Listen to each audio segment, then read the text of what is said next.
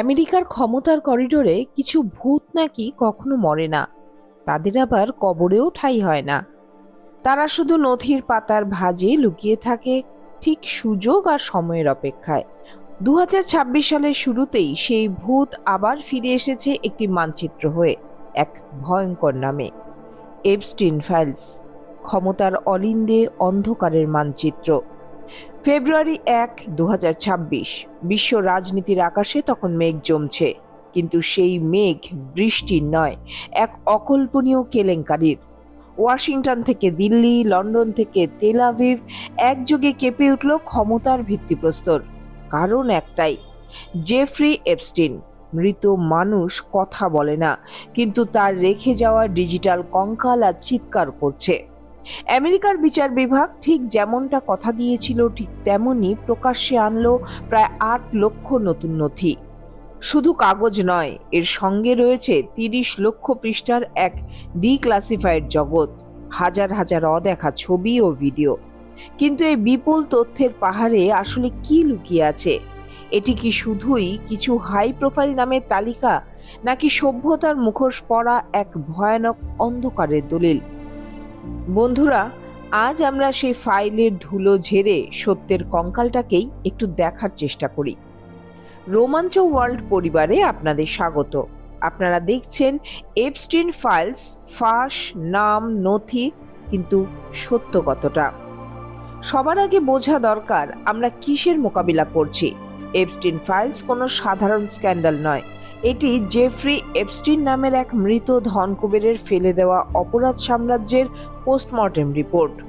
Epstein files কি তা বোঝার আগে জানতে হবে জেফ্রি এপস্টিন কে ছিলেন। তিনি কেবল একজন মার্কিন বিলিয়নিয়ার বা ইনভেস্টর ছিলেন না, তিনি ছিলেন এক বিশাল যৌন পাচার চক্রের মাস্টারমাইন্ড। কাগজে কলমে তিনি ছিলেন ওয়াল স্ট্রিটের এক জাদুকর, বিজ্ঞানের পৃষ্ঠপোষক, কিন্তু সেই চকচকে স্যুটের আড়ালে লুকিয়ে ছিল এক পুরোদস্তুর সেক্স ট্রাফিকিং রিং এর মাস্টারমাইন্ড। তার বিরুদ্ধে অভিযোগ, তিনি বছরের পর বছর ধরে লিটল সেন্ট জেমস নামে ব্যক্তিগত দ্বীপে নাবালিকা মেয়েদের পাচার করতেন এবং বিশ্বের বাঘা বাঘা নেতাদের মনোরঞ্জনের ব্যবস্থা করতেন। 2019 সালে জেলের কুঠুরিতে তার রহস্যজনক মৃত্যু হয়, যাকে সরকারিভাবে আত্মহত্যা বলা হলেও জনমনে প্রশ্ন ছিল, তাকে কি সরিয়ে দেওয়া হয়েছে? 2026 সালে দাঁড়িয়ে যে ফাইলগুলো বেরিয়েছে তা কোনো অপরাধীর তালিকা নয়, এটি হলো ফ্লাইট লগ, ইমেল, ভুক্তভোগীদের জবানবন্দি এবং গোপন ডায়েরির সমষ্টি। এখানে নাম থাকা মানেই কেউ ধর্ষক নন, নাম থাকা মানে তিনি সেই অন্ধকার বৃত্তে উপস্থিত ছিলেন। নাম ছিল ললিটা এক্সপ্রেস। বোয়িং 727 মডেলের এই ব্যক্তিগত বিমানটি ছিল অপরাধের ডানা। ভ্লাদিমির নাবোকভের বিতর্কিত উপন্যাস থেকে এই নাম দেওয়া হয়। অভিযোগ অনুযায়ী এই বিমানে করেই অপ্রাপ্তবয়স্ক মেয়েদের পাচার করা হতো এপস্টিনের ব্যক্তিগত দ্বীপ লিটল সেন্ট জেমসে। ফ্লাইটের লগবুকে নাম আছে দুনিয়ার রাঘব বোয়ালদের। কে নেই সেখানে? বিল ক্লিন্টন, ডোনাল্ড ট্রাম্প থেকে শুরু করে হলিউডের সুপারস্টার কেভিন স্পেসি। যদিও বিমানে চড়া মানেই অপরাধী হওয়া নয়, কিন্তু এই বিমানের প্রতিটি সফর আজ ইতিহাসের পাতায় এক কালো অধ্যায়। নথির পাতা উল্টালে প্রথমেই যে নামটি বারবার হোঁচট খাওয়ায় তিনি হচ্ছেন ডোনাল্ড ট্রাম্প। নতুন ফাইলের প্রাক্তন মার্কিন প্রেসিডেন্টের নাম উঠে এসেছে 100 বারের বেশি। অভিযোগের তীর তার দিকে সরাসরি। বলা হচ্ছে তিনি অন্তত 8 বার এপস্টিনের কুখ্যাত বিমান ললিটা এক্সপ্রেসে সফর করেছিলেন। কিছু নথিতে নাবালিকাদের সঙ্গে তার অশালীন আচরণের ইঙ্গিত থাকলেও ফেডারেল কোর্ট এখনো তার বিরুদ্ধে সরাসরি কোনো চার্জশিট দেয়নি। অন্যদিকে টেক টাইকুন বিল গেটস, বিশ্বের অন্যতম ধনী এই ব্যক্তির ব্যক্তিগত জীবন নিয়ে ধোঁয়াশা তৈরি করেছে এপস্টিনের ড্রাফট ইমেলগুলো। রাশিয়ান নারীদের সঙ্গে সম্পর্ক, সেখান থেকে ব্ল্যাকমেল হওয়ার গুঞ্জন, সব মিলিয়ে গেটসের ক্লিন ইমেজে আজ বড় সড় দাগ। যদিও গেটসের দপ্তর একে প্রতিশোধমূলক গুজব বলে উড়িয়ে দিয়েছে। আর ব্রিটিশ রাজ পরিবার, প্রিন্স অ্যান্ড্রুর নাম আগেই জড়িয়েছিল। নতুন ফাইলে বাকিংহাম প্যালেসের ডিনার এবং পার্টিতে তার উপস্থিতি সে আগুনে ঘি ঢেলেছে। তিনি আগেই রাজকীয় দায়িত্ব থেকে সরে গেছেন, কিন্তু এই নথি প্রমাণ করল রাজকীয় রক্ত আইনের ঊর্ধ্বে নয়। এমনকি বিখ্যাত চলচ্চিত্র নির্মাতা মীরা নায়ার বা এলন মাস্কের নামও এসেছে বিভিন্ন ইমেল বা পার্টির অতিথি হিসেবে, যা প্রমাণ করে এপস্টিনের জাল কত দূর বিস্তৃত ছিল। জেফ্রি এপস্টিনের সবচেয়ে বড় অস্ত্র ছিল তার লিটল ব্ল্যাক বুক। এটি নিছক কোনো ফোন বুক ছিল না, এটি ছিল বিংশ শতাব্দীর ক্ষমতার মানচিত্র। হার্ভার্ড বা এমআইটির মতো শিক্ষা প্রতিষ্ঠানকে কোটি কোটি টাকা অনুদান দিয়ে তিনি নিজেকে মানবদরদী সাজিয়েছিলেন।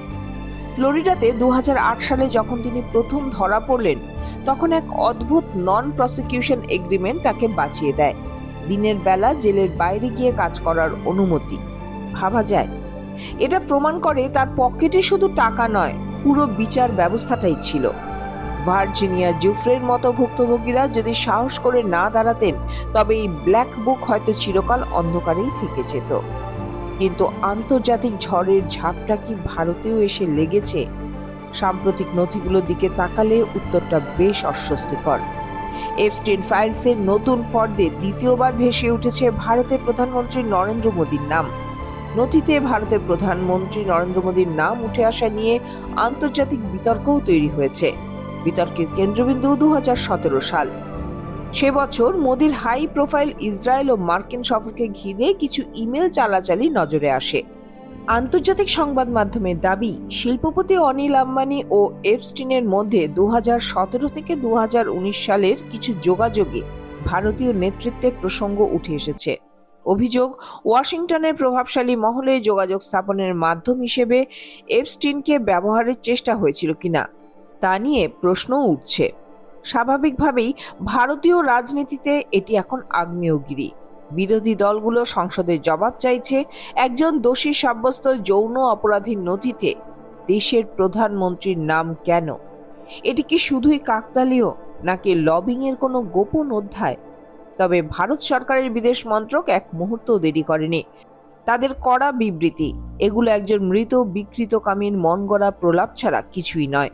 প্রধানমন্ত্রীর সফর ছিল সম্পূর্ণ সরকারি ও স্বচ্ছ।